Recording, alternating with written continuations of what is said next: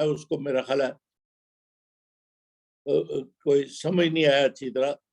पिछली दफा end of the lecture पे बात हुई थी क्लिनिकल असेसमेंट ऑफ पेल्विस हम करेंगे, तो वो ये सारे वर्ड्स जो हैं टेक्निकल से हैं तो इसलिए वो कम्युनिकेट नहीं कर सका। लेकिन आज मैं तो यही इसी की तैयारी करके आया हूँ, तो ये कर लेते हैं क्योंकि अगर इम्तिहान सितंबर अक्टूबर में है तो अभी हमारे पास कुछ वक्त है। ये ऐसे टॉपिक्स भी आने चाहिए आपको। ये असेसमेंट ऑफ पेल्विस जो है आपकी प्रैक्टिस में भी इम्पोर्टेंट है और इम्तिहान में भी कभी कभी हो सकता है वो पूछ ही लें। ऐसे टॉपिक भी ये और टॉपिक्स में आता है, हो सकता है कभी पूछा जाए, रेगुलरली नहीं पूछा जाएगा, लेकिन आज कर लेते हैं। चलें, आप में से असेसमेंट ऑफ पेल्विस के लिए कोई वॉलंटियर है?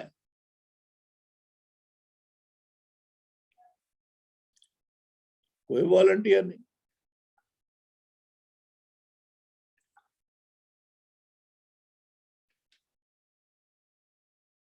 तो फिर नहीं वॉलंटियर तो पंजाबी में कहते हैं जरा बोले वही कुंडा खोले।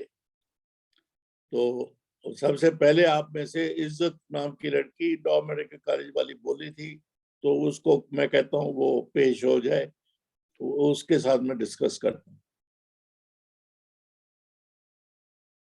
इज्जत यस और नो? जी सर मैंने बहुत अच्छा पढ़ा नहीं है clinical पेल्विमेट्री।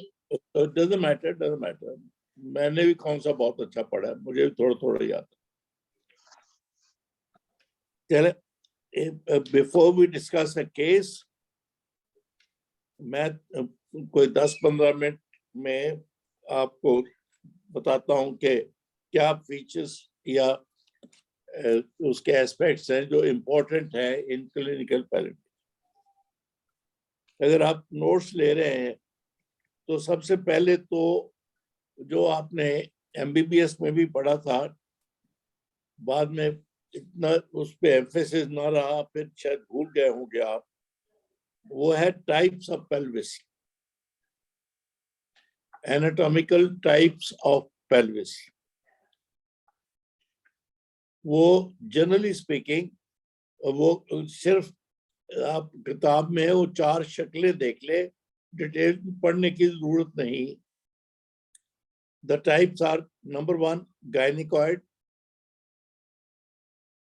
Number 2 anthropoid, number 3 android, 4 platypelloid. ये 4 नाम लिख लीजिए, फिर किताब में सिर्फ डायग्राम देख लीजिए, इसकी स्केचेस बने होते हैं। ये इसी ऑर्डर में इनका इंसिडेंस है amongst women in Pakistan. Most common is gynecoid. वो बिल्कुल राउंड शक्ल की पेल्विस होती है, इनलेट होता है, and this is supposed to be the best for childbirth. उसकी measurements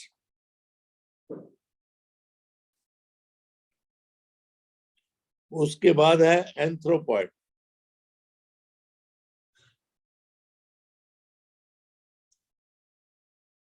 एंथ्रोपॉइड में उसकी बिल्कुल राउंड शक्ल नहीं रहती,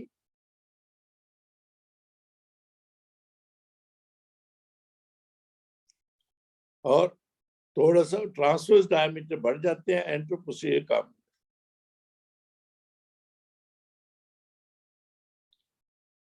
Android is male type of pelvis.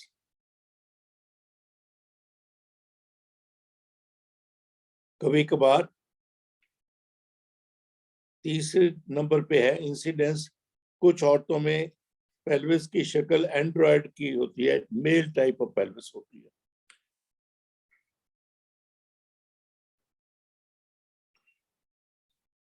उसमें एंट्रोपोस्टीरियर डायमीटर ज्यादा हो जाता है और आगे से पेल्विस नैरो हो जाती है, उस वजह से ज्यादा होना भी यूजफुल नहीं रहता, because the pelvis is narrow in the up front part, anterior part. Number 4 है प्लेटिपेलॉइड। उसमें एंट्रोपोसे डायमीटर बहुत ही छोटा हो जाता है।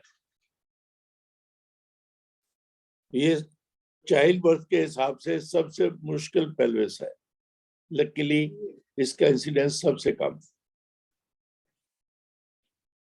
मैं तो आज इतना ही बताऊंगा। ये टाइप्स ऑफ पेल्विस में उनकी मेजरमेंट्स, उनके वो शेकले, वो सारा आप ज्यादा टाइम नहीं लगाइए, सिर्फ स्केचेस जो आपकी टेक्स्ट बुक में बने हुए हैं वो देख लीजिए।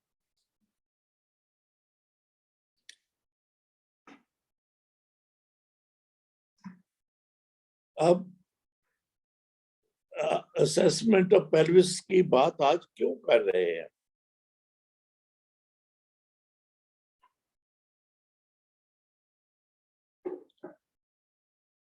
क्योंकि एक टर्मिनोलॉजी है कफेलो पेल्विक डिस्प्रपोर्शन, कफेलो पेल्विक डिस्प्रपोर्शन, उसको CPD भी बोलते हैं।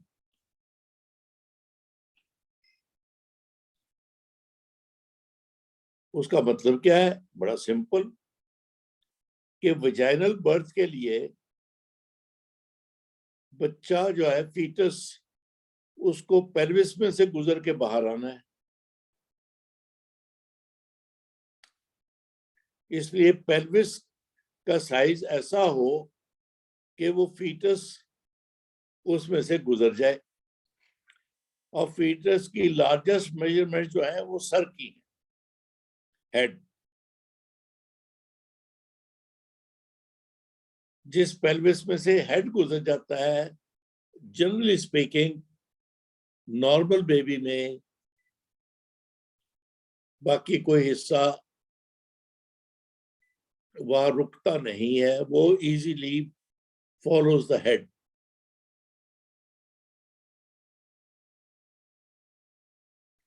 बहुत कम इंस्टेंसेस हैं जहां पे हेड गुजरने के बाद शोल्डर बड़े हों तो शोल्डर डिस्टोसिया हो जाता है, या फीटल असाइटिस हो तो पेट फंस सकता है, या कुछ हो सकता है, बट दैट्स अनकॉमन और अनयूजुअल।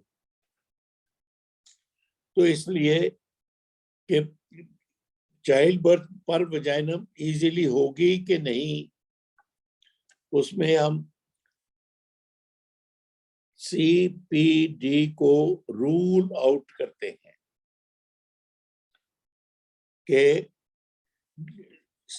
हेड और पेल्विस के में डिस्प्रोपोर्शन नहीं है,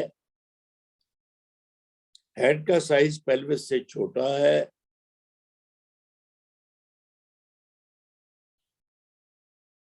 और वो उस पेशेंट की पेल्विस में से गुजर जाएगा।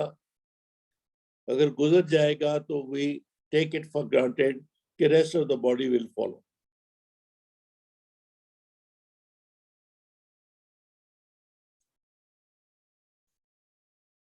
ये कहाँ हम सस्पेक्ट करते हैं? नंबर 1, हर प्राइमी ग्रेविडा में हमें सस्पेक्ट करना चाहिए।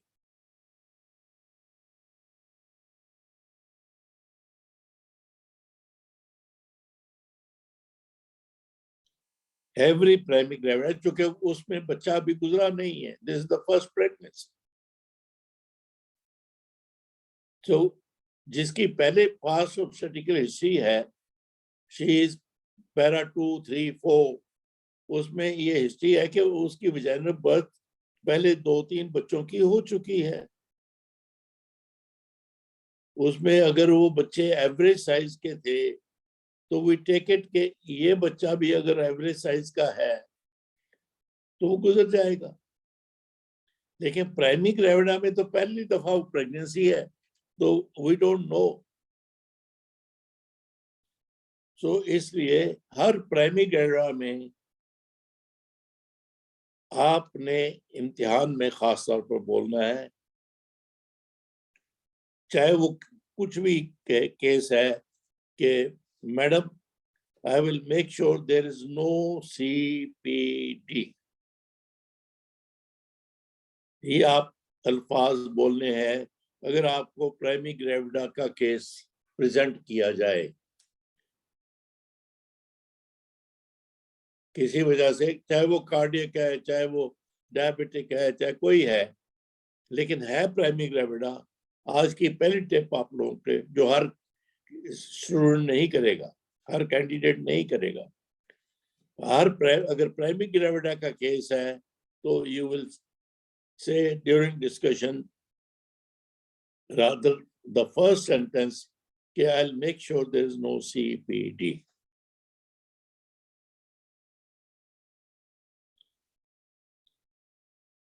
अब अदर देन प्राइमरी ग्रेविडा कौन से पेशेंट्स हैं जिनमें हमें सस्पेक्ट करना चाहिए, और फिर जहां पे सस्पेक्ट करेंगे वहां पे इंश्योर करना चाहिए, पक्का करना चाहिए कि there is no CPD, no cephalopelvic disproportion.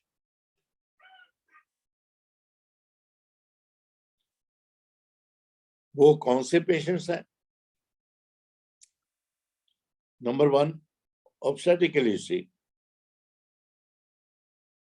और आपको हिस्ट्री में पता चले कि पिछली डिलीवरी पर वजाइनम थी but difficult delivery,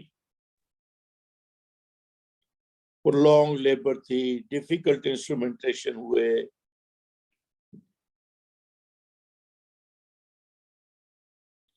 so past obstetrical history is very important. हर वो पेशेंट जिसमें डिफिकल्टी हुई ड्यूरिंग लेबर, हम इस प्रेगनेंसी में पक्का करेंगे कि वो डिफिकल्टी की वजह क्या थी, CPD तो नहीं थी. So past obstetrical history is very important.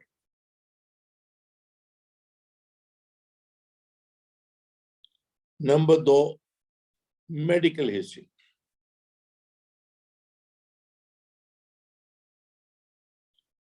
Medical history में अगर हिस्ट्री ऑफ डायबिटीज है,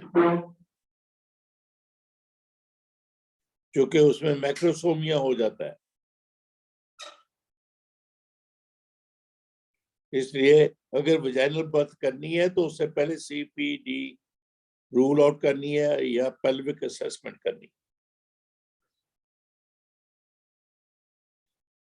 नंबर 2, अगर पेशेंट 5 फुट या उससे छोटा है उसमें लाजम करनी शॉर्ट स्टेचर.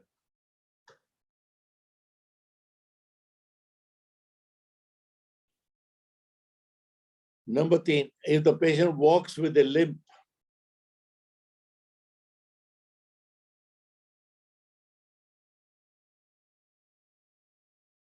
सर ये पॉइंट रिपीट कर दें प्लीज. लिम्प वो लंगड़ा के चलती है, एक टांग छोटी है एक बड़ी है, ऐसे पेशेंट में लार्ज पेल्विस भी डिस्प्रोपोर्शनेट हो जाती है, चूंकि पेल्विस टिल्ट हो जाती है, तो उसके जो डायमीटर्स है वो जो आप मापते हैं वो ठीक नहीं रहते. सो टांग एक बड़ी एक छोटी. इसी तरह past history of tuberculosis, caries spine में या काइफोसिस हो जाता है या स्कोलियोसिस हो जाता है.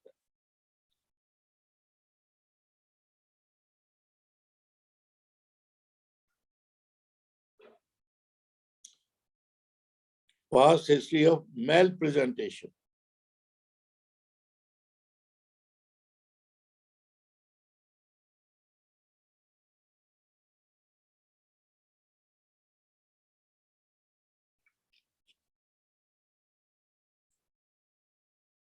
ये फिर इसका मतलब सबसे पहले हम उस पेशेंट की पेल्विक असेसमेंट के लिए ये हिस्ट्री लेंगे, और ये हिस्ट्री ज्यादा इंपॉर्टेंट है, ऑब्स्टेट्रिकल हिस्ट्री और मेडिकल हिस्ट्री।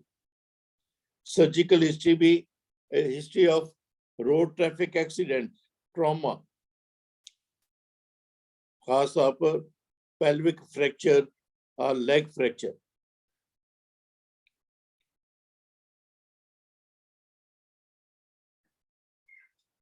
फिर हिस्ट्री के बाद आते हैं हम फिजिकल एग्जामिनेशन।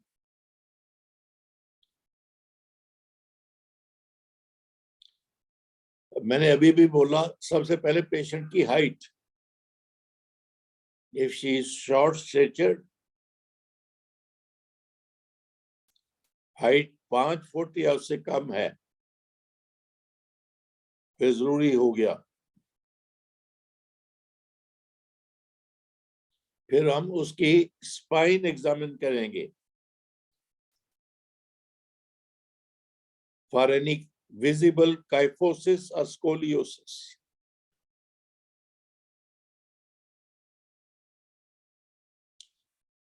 फिर उसकी टांगे देखेंगे, they are equal, there no shortening of leg. ये जनरल फिजिकल एग्जामिनेशन में आएगा। Height, spine.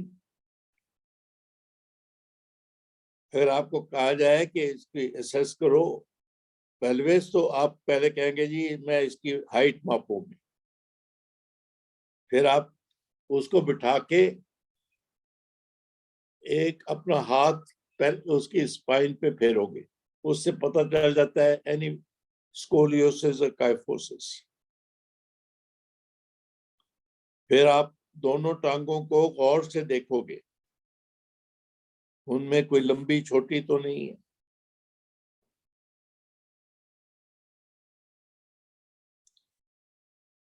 ये देखने के बाद फिर आप एब्डोमिनल एग्जामिनेशन पे आओगे।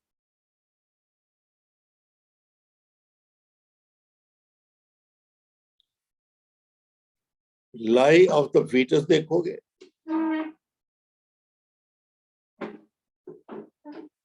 और अगर केफेलिक प्रेजेंटेशन है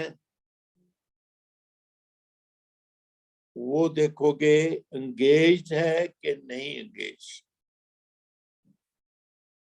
एंगेजमेंट का मतलब होता है the largest diameter of the fetal head has passed through the inlet of the pelvis.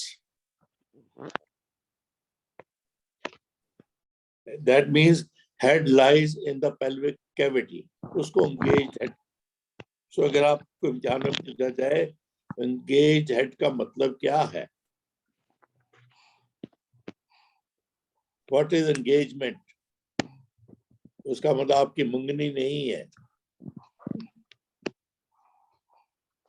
उसका मतलब है कि the largest diameter of the fetal head has passed through the pelvic inlet and the head lies in the pelvis.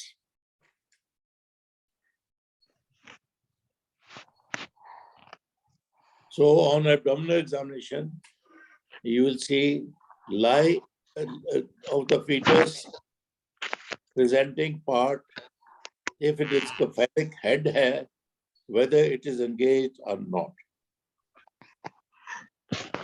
Normally, in a primary gravida, it is expected that fetal head will be engaged between 38 and 40 weeks.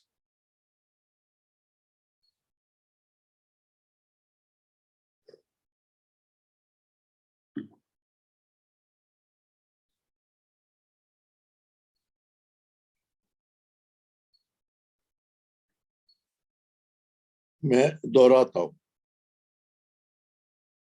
For pelvic assessment अगर आपसे पूछा जाए how will you rule out cephalopelvic disproportion, और टोक station पे पूछा जाए how will you make pelvic assessment, clinical pelvic assessment in this patient, दोनों का मतलब एक ही है,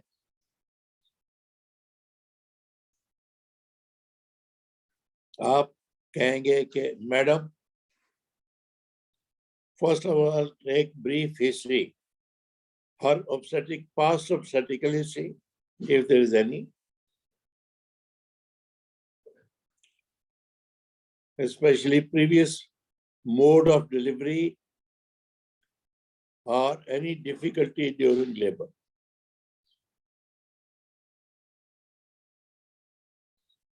I'll also take some medical history, like especially like rickets, tuberculosis, road accident, trauma, like polio, एक टांग छोटी हो गई, एक बड़ी हो गई.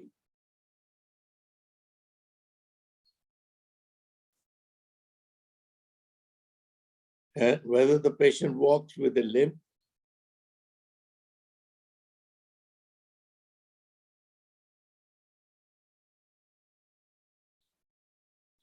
अगर टीबी हुई तो क्या कैरी स्पाइन हुई, past history of tuberculosis or spine. After this brief history, I'll do physical examination, general physical examination, जो आप कहते हैं इम्तिहान में. फिजिकल एग्जामिनेशन पहले जनरल होता है, फिर सिस्टमिक होता है, फिर एब्डोमेन होता है, फिर आगे चलते हैं. वही इसमें जनरल फिजिकल एग्जामिनेशन में height, spine and legs specially. फिर एब्डोमिनल एग्जामिनेशन,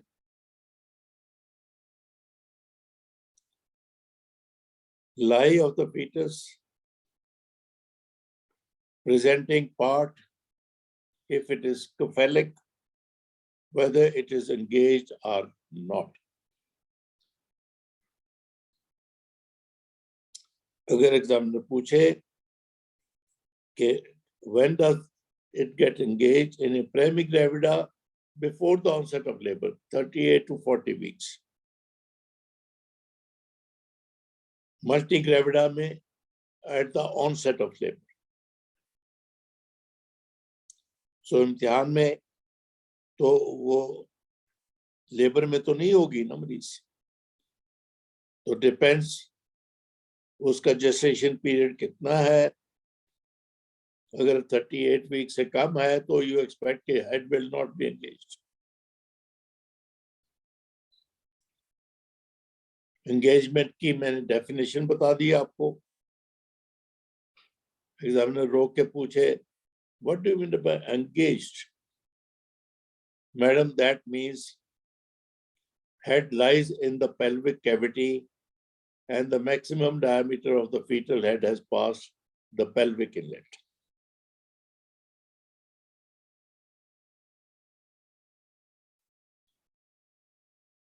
इसके बाद नीचे लाइन खींच दीजिए. खींच का मतलब क्या है? If the head is engaged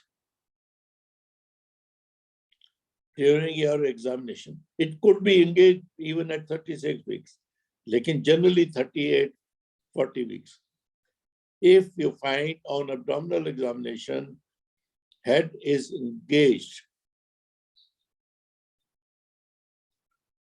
it means the inlet and the cavity, they are large enough, they are adequate for that fetal head. It means engaged head means no CPT. चूंकि pelvis के 3 measurements हैं जो हमें देखनी चाहिए. एक inlet की, एक कैविटी की, एक आउटलेट की. जब हम पेल्विक असेसमेंट पे एज सच आएंगे, ये 3 चीजें हम देखेंगे. Measurements at the inlet, cavity and outlet. तो अगर हेड पेल्विक कैविटी में पड़ा है, उसको फिर मापने की जरूरत नहीं. आप कह सकते हैं कि हेड का साइज इतना है कि इनलेट भी ठीक है उसके लिए, पेल्विक कैविटी भी ठीक. आउटलेट कॉन्ट्रैक्शन बहुत रेयर है. इसलिए हम यहीं पे फुल स्टॉप लगा देते हैं। आपको कहा जाए इस पेशेंट की pelvic rule out fellow pelvic disproportion, आपने वो सारी बातें करके एब्डोमेन एग्जामिन करना है। अगर एब्डोमिनल एग्जामिनेशन पे हेड एंगेज मिलता है आपको, तो यही कहेंगे madam in this patient there is no CPD और pelvis is adequate for vaginal delivery. कि ये क्या तुमने एब्डोमिनल एग्जामिन किया तो किया ही नहीं, पेल्विस तो एग्जामिन ही नहीं की, कैसे कह दिया तुमने? इसका एक्सरे नहीं किया, इसका अल्ट्रासाउंड नहीं किया, ये नहीं किया, वो नहीं किया। She might bombard on you. You will say, okay, madam, in this patient, head is engaged. That means the diameter of the pelvic inlet and cavity are adequate for this head. So there is no CPT. I don't have to do pelvic examination. I don't have to do ultrasound, MRI, etc., etc. आप ये कहेंगे आप पास 10/10.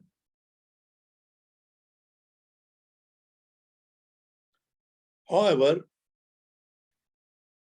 जैसे मैंने बोला engagement तो होती है मल्टी ग्रेविडा में और at the onset of labour और प्राइमरी ग्रेविडा में after 38 weeks. If the patient is earlier, you will find head is not engaged. If the head is not engaged, then you do vaginal examination for pelvic assessment. और आप लोग unfortunately जब आपसे पूछा जाए how will you rule out fellow pelvic disproportion CPD, आप PV से शुरू करते हो.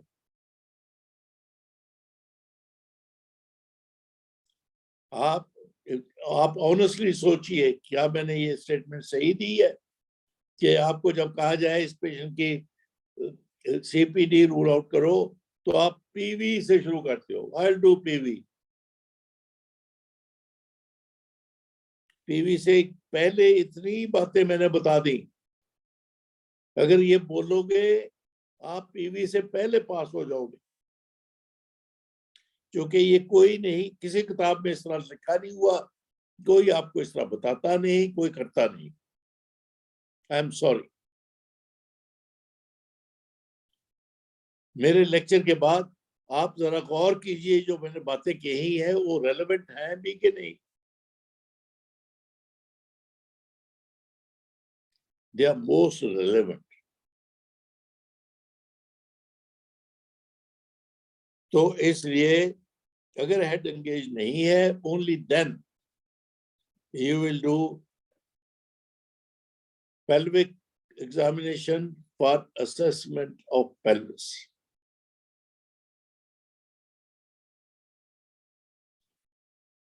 और उसमें फिर वो ये आता है, अब आपको आता है, यहां से शुरू होती है. आप ये आपको आता है जो पढ़ के आई, नहीं भी पढ़ के आई उनको ये पता है कि पेल्विक एग्जामिनेशन करेंगे और हम will try to feel sacral promontory. Middle finger से आप कोशिश करेंगे sacral promontory को फील करना. अगर आप sacral promontory फील होती है तो इसका मतलब जो नीचे से promontory तक का कंजुगेट है उसको डायगोनल कंजुगेट कहते हैं. वो इतना है जितना आप रूट ऑफ थंब आपका वहां से लेकर इंडेक्स फिंगर तक, वो छोटा है. इसका मतलब ये एंटी डायगोनल कंजुगेट उस पेशेंट का छोटा है. यही पे बात खत्म हो गई कि इसका मतलब इनलेट छोटा है. ये डायगोनल कंजुगेट जो है फिर भी वो 1 सेंटीमीटर ज्यादा है ऑब्स्टेट्रिकल कंजुगेट से. मैं इनकी डिटेल में नहीं जा रहा. ये सब आपको पता है, इसलिए मैं जल्दी से इसको थ्रू कर रहा हूँ। लेकिन स्टेप्स वजाइनल एग्जामिनेशन में फॉर पेल्विक असेसमेंट 1 2 3 4 लिखते जाइए, जो मैं बोलने लगा हूँ। On vaginal examination, first we'll try to feel sacral promontory. आगे लिखिए diagonal conjugate. नंबर 2, जनरली आपको फील नहीं होगा अगर पेल्विस ठीक है, तो promontory फील नहीं हुई तो then you move your fingers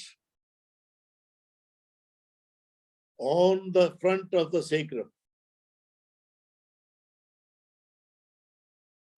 आपको पता है सेक्रम, अच्छी सेक्रम होती है, जरा कर्व्ड होती है फ्रंट को, और उसकी जो पेल्विक कैविटी की सेक्रम है वो आपको फील नहीं होगी accept at the bottom tip of the sacrum, जहां आउटलेट है। So you move your fingers front of sacrum और फिर sideways to feel the breadth of sacrum. अच्छी पेल्विस में वो ब्रॉड होती है सेक्रम, एंड्रॉइड पेल्विस में वो नैरो होती है, मेल पेल्विस।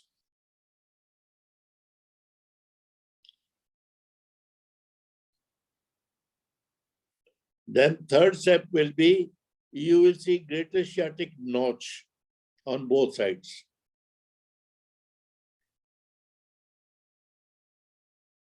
फीमेल में ग्रेटर सैटिक नॉच ब्रॉड होती है, मेल में नैरो होती है।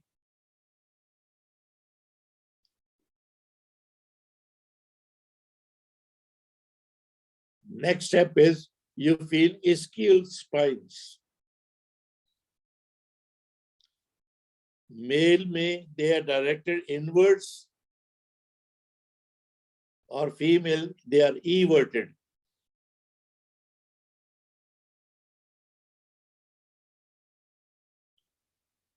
After that, you have already felt tip of the sacrum. You withdraw your fingers and put 2 fingers under the pubic arch. If 2 fingers fit into the pubic arch, it is gynecoid pelvis. If you can't, it is narrow, then it means it's android pelvis.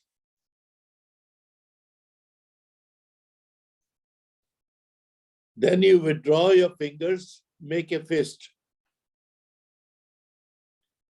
Put your fist between 2 ischial tuberosities by putting a hand over the perineum. If your fist fits between 2 tuberosities, it's a good pelvis. If you can't, it is android pelvis. Android pelvis is not good. I repeat, clinical pelvimetry, ये 5-6 steps आपने बोलने हैं, क्योंकि अब वो dummies आ गई हैं and मुमकिन है आपको यही कहा जाए कि इसकी पेल्विक असेसमेंट करो।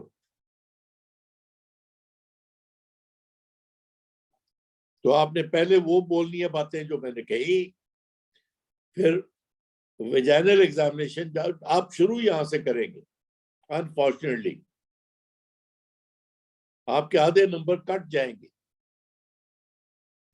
जो ये सारा पहला बोलेंगे, जो कि बहुत कम आप लोग बोलते हैं, तो इसलिए with my experience as examiner मैं आपको बता रहा हूँ,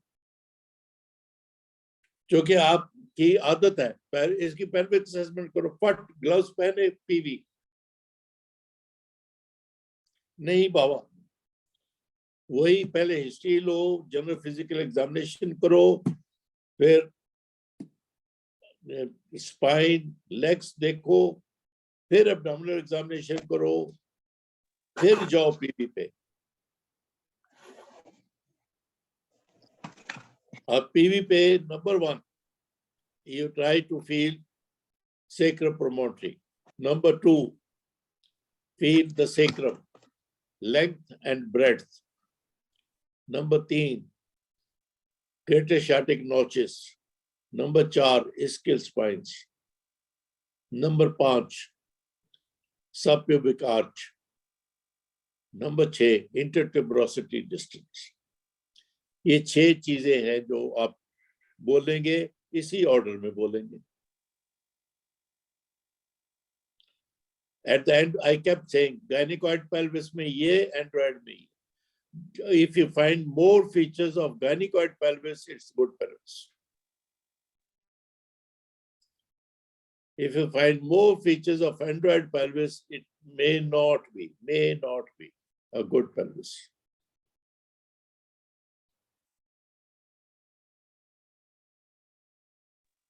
सर ग्रेटर शियाटिक नॉक कैसे असेस करेंगे? वो इजीली, जब आप सेक्रम को फील कर लिया, on the side you move your fingers, side of the pelvis, वो आपको फील हो जाती है बड़ी इजीली.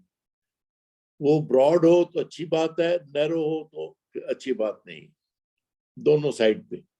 फिर इसके स्पाइन्स, फिर सबप्यूबिक आर्च,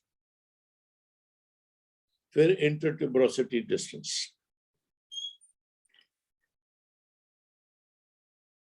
अब इसके बाद आप ग्लव्स उतारेंगे. डिपेंडिंग अपॉन योर फाइंडिंग्स, आप में से 3 में से एक सिलेक्ट करना है. What is your decision?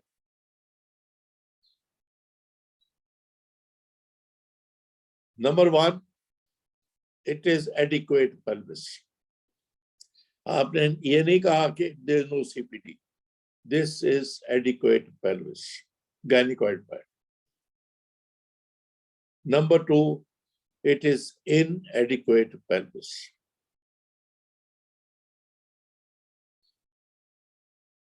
Number 3, I am not sure, जिसको कहते हैं it is a borderline pelvis.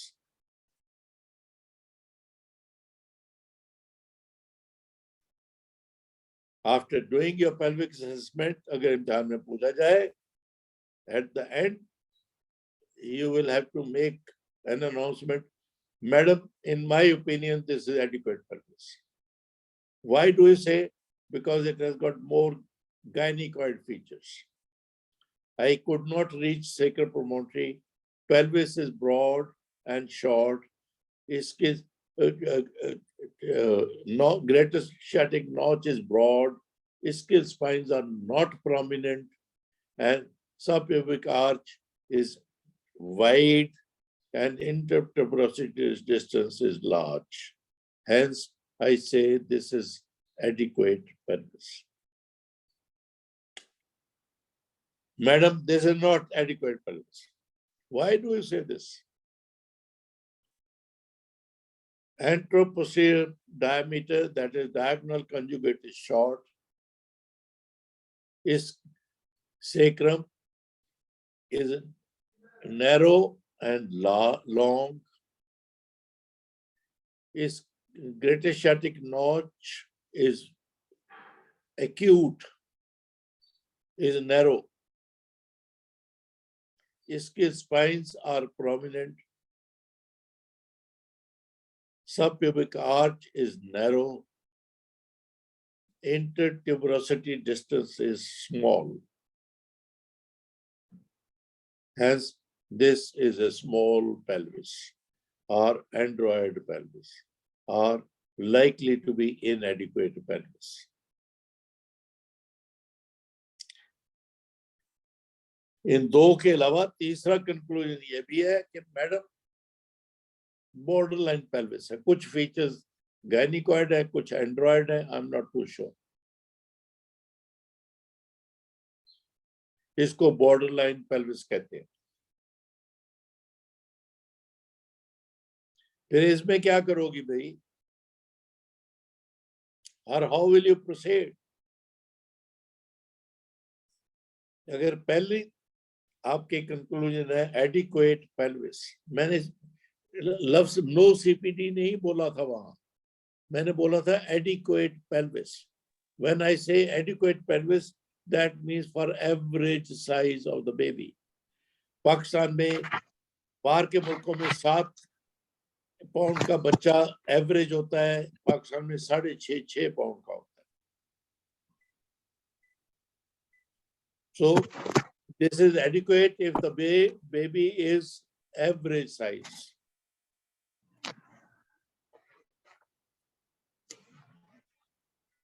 अगर आप क्लिनिकली बेबी का साइज एवरेज असेस नहीं कर सके तो फिर उसकी कफेलोमेट्री करेंगे अल्ट्रासाउंड से. वो कफेलोमेट्री करके उसका वजन बता देता है. अगर एवरेज वेट है, this pelvis is adequate. But if there is macrosomia, weight कहते हैं जी 9 पाउंड है, 10 पाउंड है, then we'll have to, in addition to clinical pelvimetry, we'll have to do image pelvimetry. Image pelvimetry. And without radiation is MRI. अगर MRI नहीं है, फिर सिर्फ एक view, lateral view of the pelvis by X-rays, lateral X-ray of pelvis. Preferably, पहला मैंने MRI बोला, वो नहीं है तो सिर्फ one view, one X-ray. पुराने जमाने में 4-5 जो आते थे, वो छोड़ो. One view, lateral view of the pelvis. It gives maximum information. Not total, but maximum. और बेबी के वेट के लिए मैंने बोल दिया अल्ट्रासाउंड का फेलोमीटर.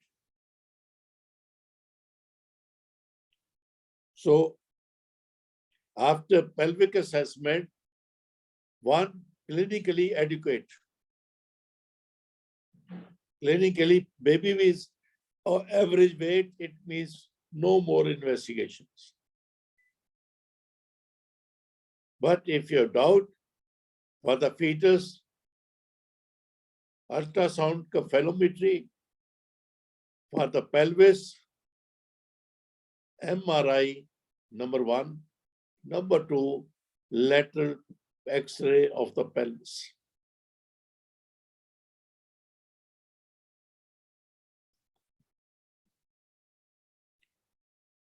They will tell you whether there is CPD or not. Next. ये जो borderline बोला था, आजकल के जमाने में बहुत कम हो गया, लेकिन इम्तिहान में मेरे जैसा बूढ़ा एग्जामिनर पूछ ही सकता है. उसकी मैनेजमेंट क्या है? उसके लिए लफ्ज है trial of labour. Trial of labour.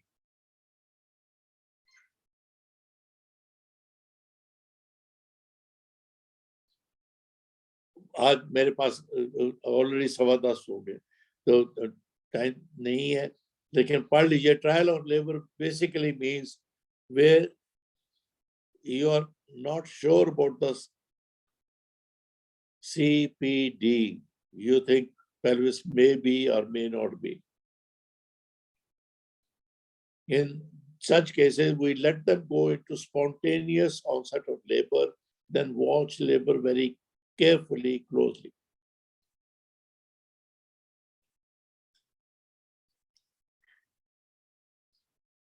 अभी एक सवाल आया कि क्लिनिकल पेल्विमेट्री, ये सब कुछ मैंने आपसे पूछा है, how will you do clinical pelvimetry. पहले उसकी जरूरत क्या है? उसकी जरूरत हर प्राइमरी ग्रेविडा में, नंबर 1. नंबर 2, उसकी इंडिकेशन है where in the past there was difficult vaginal birth. Difficult means prolonged labor, difficult of forceps, difficult ventouse, or baby needed resuscitation after birth. वहां पे cause of all these difficulties could be CPD. So we'll rule out CPD indications. आपने पूछा वो बोल दी मैंने. Number 2, how will you do it? First history, then general physical examination, abdominal examination, pelvic examination, line खींच के if need be, ultrasound for the fetus, cephalometry, MRI of the pelvis. वो मैं पहले बार पहले बोल रहा हूँ. अगर MRI नहीं, lateral view of the pelvis X-ray. X-ray में रेडिएशन होती है इसलिए वो सेकंड चॉइस है. ये सब करने के बाद pelvis is adequate, no problem. We'll let her deliver vaginally. Pelvis is not adequate, we'll do cesarean section. Pelvis is borderline, you're not sure. Their trial of labor.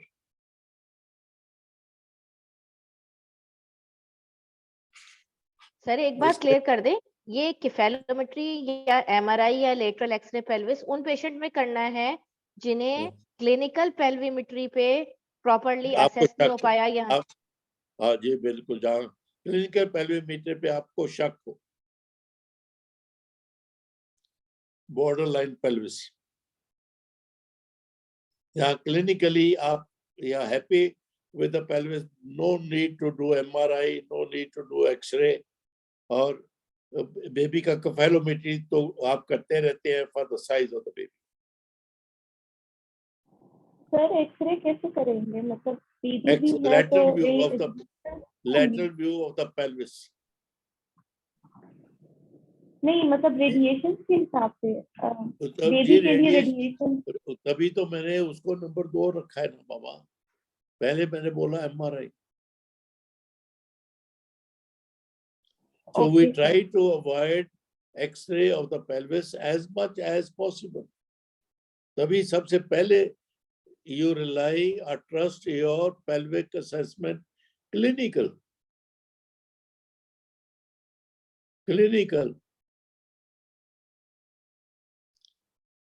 अगर डिफिकल्ट लेबर की history है, ये सवाल आया है, तो फिर वही क्लिनिकल असेसमेंट करेंगे. ये जो मैंने सारा कुछ बोला है वो करेंगे.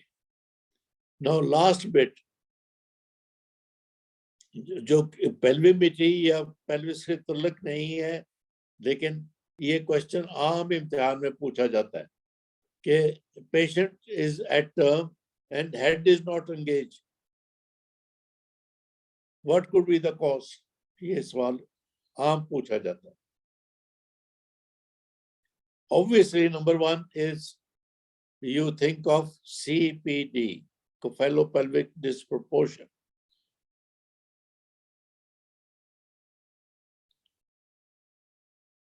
उसके अलावा other causes are, number 1, full bladder. Number 2, wrong in dates. आपको कह रही है वो एट टर्म है, लेकिन है ही नहीं, वो 36 वीक्स पे है, 34 वीक्स पे. उस वक्त तो हेड एंगेज ही नहीं होता. You will wait. Number 3, tumor in the pelvis. Number 4, placenta previa. Number 5, position of the fetal head. अगर वो ऑक्सीपिटल पोस्टीरियर है, वो डिफ्लेक्स हेड होता है, एंगेज नहीं होता जल्दी. Number 6, anomalies of the fetus like hydrocephaly और कोई anomaly, tumor in the neck.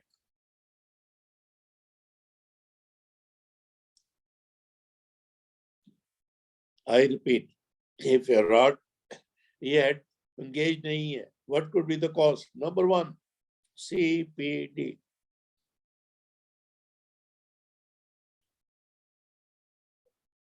बाकी उसके बाद की हैं.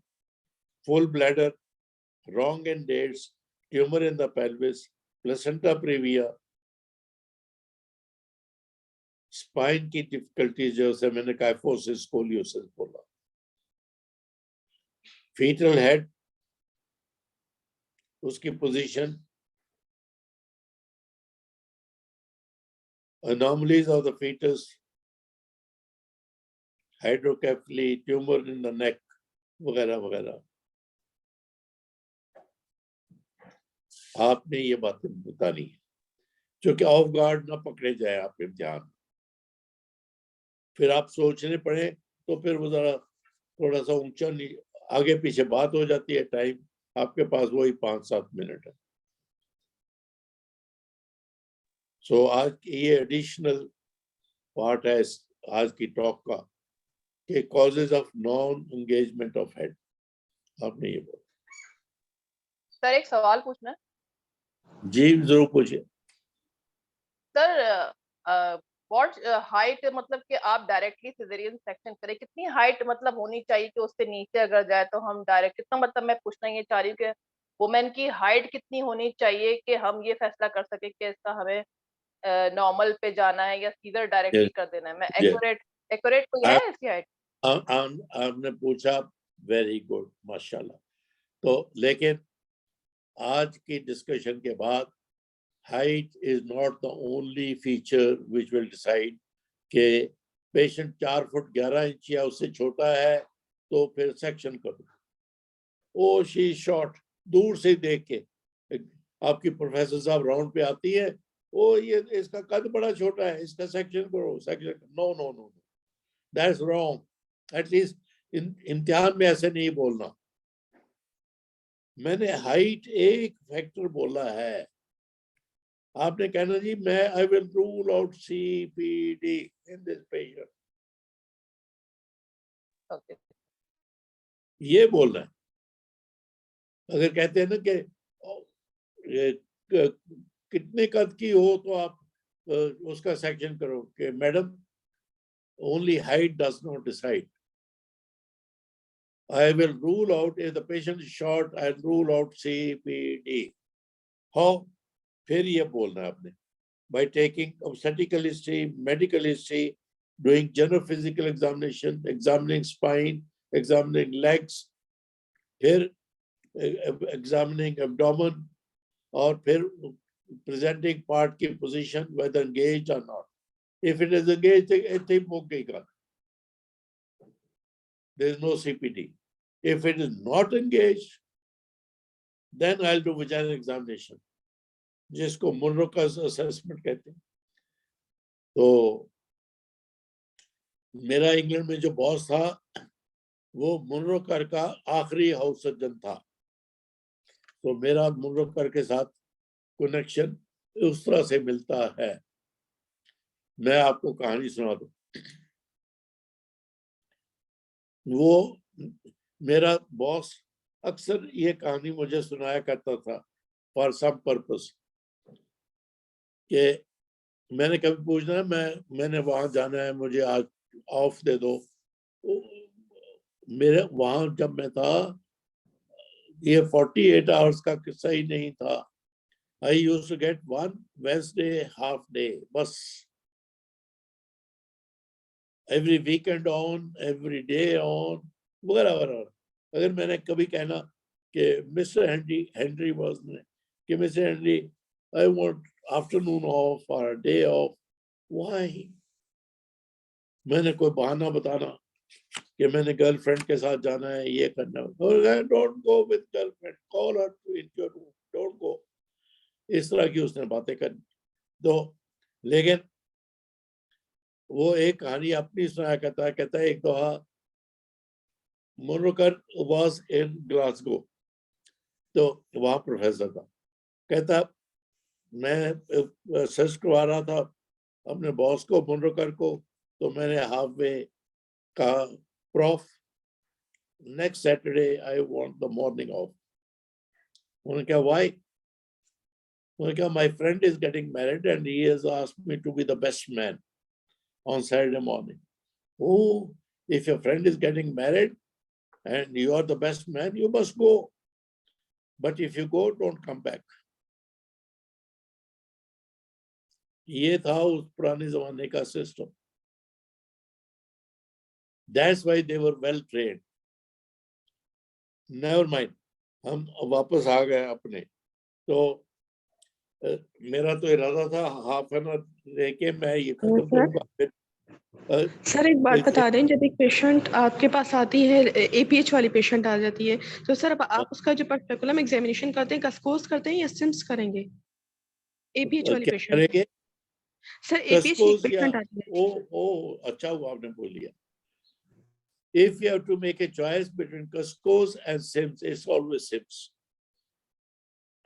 Because Cuscos stretch करता है vault of the vagina जब आप उसके आप खोलते हो और वहां प्लेसेंटा अटैच्ड है, वो डिस्टर्ब हो जाता है. जब आप सिम से इस्तेमाल करते हो तो you stretch only posterior vaginal wall, तो वॉल स्ट्रेच नहीं होती.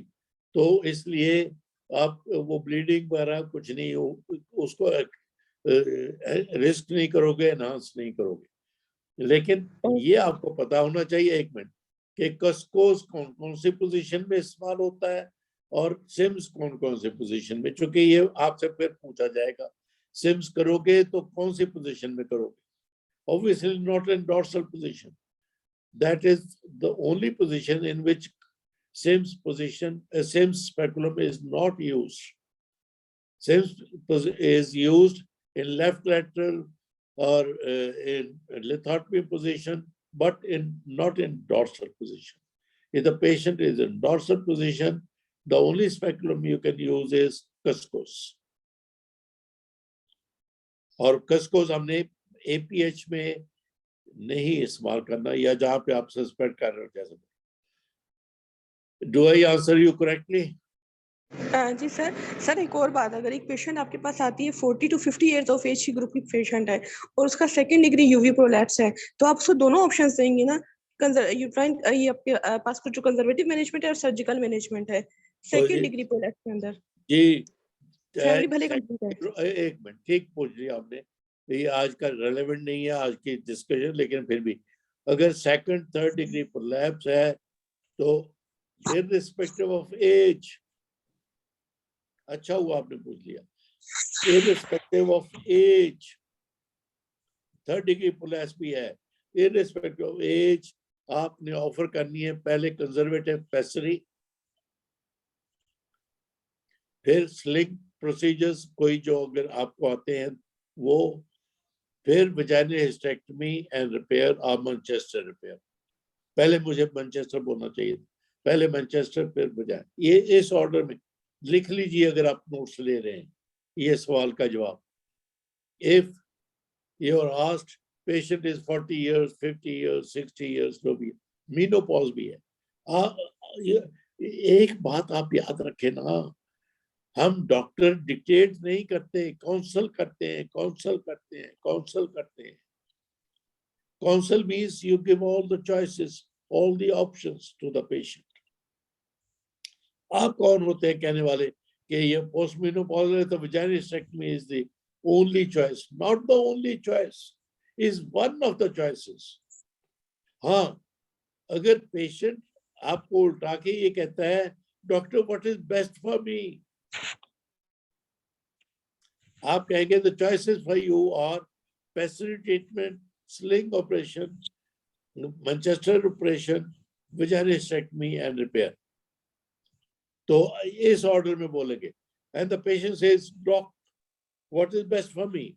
Only then you will say, in view of her age, in view of the degree of prolapse, I suggest you have vaginal hysterectomy and repair or whatever you think is right for her.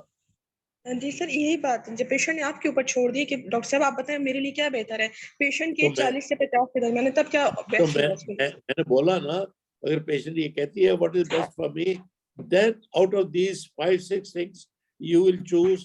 Post menopausal है तो कहें vaginal hysterectomy repair करवा लो, फिर आप बोलेंगे इस तरह, पहले नहीं बोलेंगे. ठीक है सर. और अगर एक पेशेंट पोस्ट मेनोपॉजल नहीं है और पेशेंट की फैमिली कंप्लीट है, पेशेंट की एज 43 इयर्स है, सेकंड डिग्री प्रोलैप्स है, वो कह रही डॉक्टर साहब आप बताएं क्या बेस्ट है मेरे लिए, क्या उससे बेस्ट ऑप्शन देते? अगर फैमिली कंप्लीट है, इनटू 40s है, मैं उसके लिए पहली वजाइनोस्टेक्टमी रिपेयर करूंगा इम्तिहान में भी। थैंक यू सर, बस यही कंफर्म करना था, क्योंकि सेकंड डिग्री में दोनों काम करती हैं, आपस कंजर्वेटिव भी काम करती है, वो भी लेकिन सर्जिकल की कॉम्प्लिकेशंस भी तो है। रिपेयर बोलिए, अगर फैमिली कंप्लीट है, पेशेंट इनटू 40s, यस। चलो जी, 5 मिनट ऊपर हो गए। Thank you very much. ये मेरा सीपीडी पे टॉक कैसी थी, आप लोगों को कैसी लगी? सर बहुत अच्छा बहुत था जबरदस्त सर, बहुत शुक्रिया, आज तक किसी ने ऐसा नहीं बताया। सर एक सवाल पूछूं? जी सर एक अगर पेशेंट है पूरा लेती है ट्रायल ऑफ लेबर, फुली हो जाती है और फुली पे उसका हो जाता है section due to fetal distress, तो अगली प्रेगनेंसी में हम सर उसको मतलब क्या कहेंगे कि उसका पेल्विस जो है एडिकेट है या नहीं है? नहीं, मैं कहूँगा अगर ट्रायल ऑफ लेबर पे किसी वजह से भी सेक्शन होता है तो अगली दफा वो पेशेंट है CPD, don't, trial of labour is very stressful for both, for the patient and for the doctor. तो अगली दफा उसको कहें कि एक मिनट, अगली दफा कहें, आप एग्जामिनेशन में भी कहें, if she had failed trial of labour, I will say my first choice will be caesarean section. जी, कोई पूरा पूछ लेती रहा? है, फुली पे उसका सेक्शन होता है, फुली पे सेक्शन होता है, फुली पे सेक्शन होता है और उसकी सीटीजी खराब आती है ड्यू टू फीटल डिस्ट्रेस की वजह से, उसका अगर सेक्शन हो रहा है और फुली हो गई है। एक मिनट सुन लो, आपने अच्छा पूछ लिया। पेशेंट फुली डायलेटेड है, हेड 0 स्टेशन पे है, फीटल डिस्ट्रेस है, हाउ विल यू डिलीवर? ये जिन्होंने ये पूछा, मैंने उनसे सवाल पूछ लिया। पेशेंट फुली डायलेटेड है, हेड 0 स्टेशन पे है, फीटल डिस्ट्रेस है, हाउ विल यू डिलीवर? बोलो ना बाबा। वैक्यूम डिलीवरी कर सकते थे, इंस्ट्रूमेंटल हाँ? डिलीवरी सर, इंस्ट्रूमेंटल डिलीवरी कर सकते थे, वैक्यूम डिलीवरी कर सकते थे इस पेशेंट की। बिल्कुल नहीं, आप फेल होगे। नहीं सर, वो तो बहुत ऊपर होगा, थोड़ा एसेस करेंगे कि सर जी कहाँ पे है नहीं, रुकावट। सुनो मेरी बात सुनो। When I say head is at 0 station, that means the head is in the pelvis. So any patient जो 0 पे हो, उसको लगती है mid cavity forceps, and that is in modern practice contraindicated. It's not in use. आप फिर you will do forceps only if it is at +1, at least at +1 station, at least at 1+ station. I repeat, तीसरी दफा आप vaginal deliver करेंगे forceps या ventouse से if she is in +1 station, not at 0 या -1, -2, -3.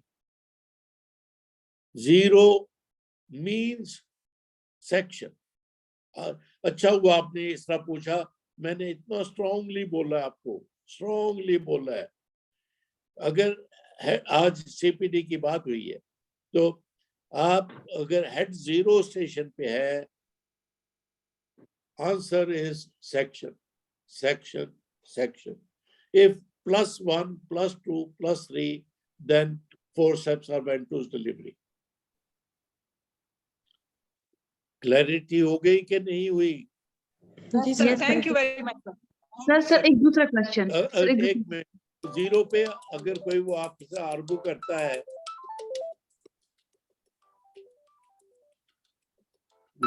0 पे आर्गू करता है तो हेड तो विजिबल है, ये तो madam 0 means head is in the pelvis and forceps in the pelvis, जिसको मिड कैविटी forceps कहते थे, is contraindicated in modern practice.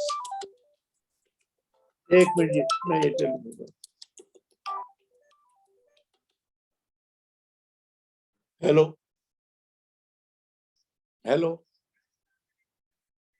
जी बारक जी जी आवाज आ रही है, पर मैं एक लेक्चर दे रहे तो कोई 10 मिनट बाद।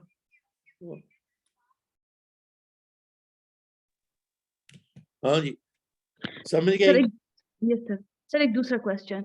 सर हमारे पास ग्रैंड मल्टी आ जाती थी sir, gravida 10, gravida 11, sir obstructed labour. Sir हाँ। व्हाट वाज द रीजन कि वो 9 बच्चे तो सर वो नॉर्मल पैदा कर लेती थी, फिर सर दाई के पास सर वो जो लास्ट वन क्यों सर ऑब्स्ट्रक्टेड लेबर हो जाता था? व्हाट वाज द वो रीजन? चूंकि ऐसे पेशेंट को जो ग्रैंड मल्टीप होती है ऑस्टियोमलेशिया हो जाता है।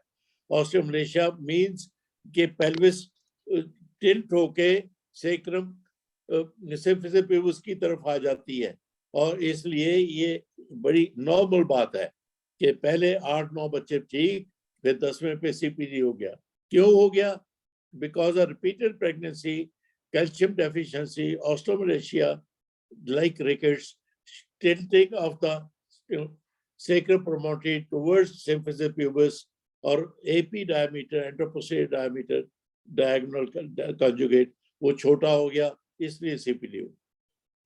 सर आपने अभी कहा कि प्लस 0 वाले को सिजेरियन सेक्शन से करना, तो वो तो आपने हमें बताया भी ना कि एंगेजमेंट वो होती है जिसमें वाइडेस्ट डायमीटर पास हो चुका है इनलेट से, तो वो तो प्लस 0 को क्रॉस कर दिया होगा। ठीक है, लेकिन क्योंकि विद एक्सपीरियंस ये देखा गया है, अब सीपीडी को छोड़ दो कि इंस्ट्रूमेंटेशन आउटलेट से बाहर हेड आए तो उसकी मॉर्बिडिटी मोर्टेलिटी बहुत कम है।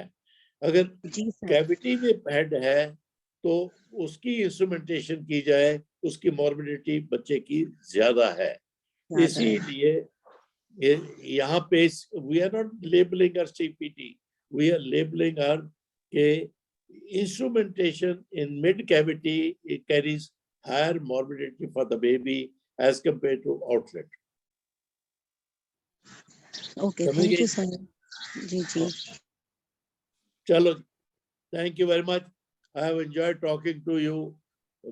मुझे तो ये टॉपिक तो मुझे पढ़ा के बहुत ही मजा आता है, क्योंकि ये किताब में इस तरह से लिखा नहीं हुआ, तो आई लव टॉक। सर अगर साइक्लोस्टैटिक नोच एग्जाम में ना बोले कोई मसला तो नहीं है, क्योंकि वो हमसे असेस ही नहीं होती साइक्लोस्टैटिक नोच। क्या ऐसा जो स्टैटिक नोच है वो हमसे नहीं होती, साइक्लोस्टैटिक जो नोच है, तो सर अगर एग्जाम में ये ना पॉइंट बोले बाकी सब बोल दे। हाँ तो कोई बात। ठीक है सर। ओके जी, all the best, see you next west इंशाल्लाह।